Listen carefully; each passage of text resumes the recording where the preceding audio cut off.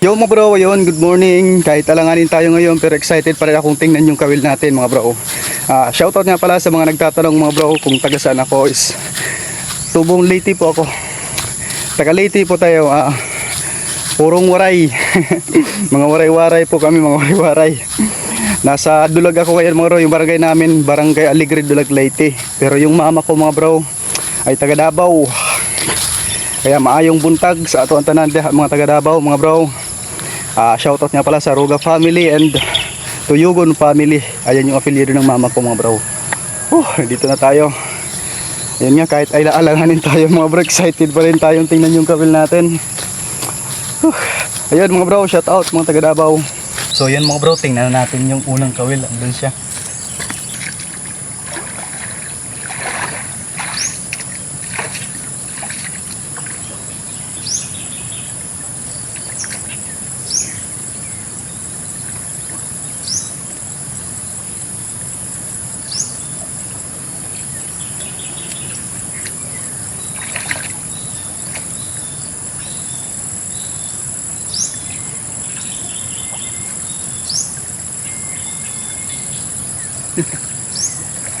Ito mga bro, pangatlo. Dito ko lang tinali. Ayun, meron nga.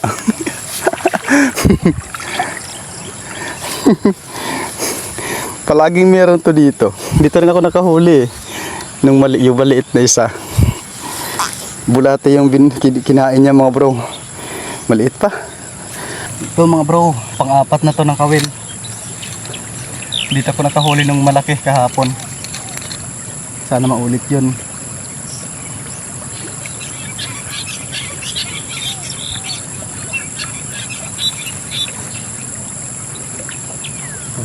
Wala. Yun mga bro, meron na tayong isa. Ayan. Hindi tayo na zero. Pero meron pa tayong kawil dun sa unahan mga bro. Mga apat pa yata yun. Sana meron pa. Hindi nga pwede yung kasili na maliit ipain mga bro. Hindi man lang tinikman. Nawala yung kawil natin dito mga bro. Dito ko tinali lang oh. Dito. Matibay naman to. Pero ewan ko baka na ano lang. Natanggal lang siya.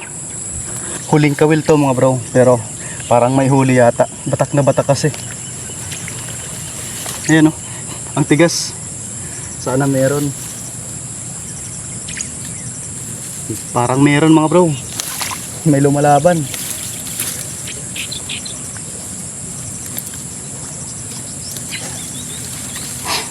May lumalaban.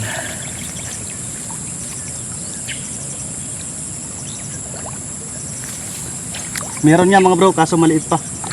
Ayan. Maliit pa. Ayun mga bro, nakadalawa tayo. Ayan sila. Medyo maliliit pa pero okay na. At least hindi zero yung lakad natin. Tapos yung isang kawil natin mga bro, nawala doon. Pero hindi rin ako sure mga bro ha. Baka hindi ko talaga nalagyan yun. Ayun mga bro, okay na.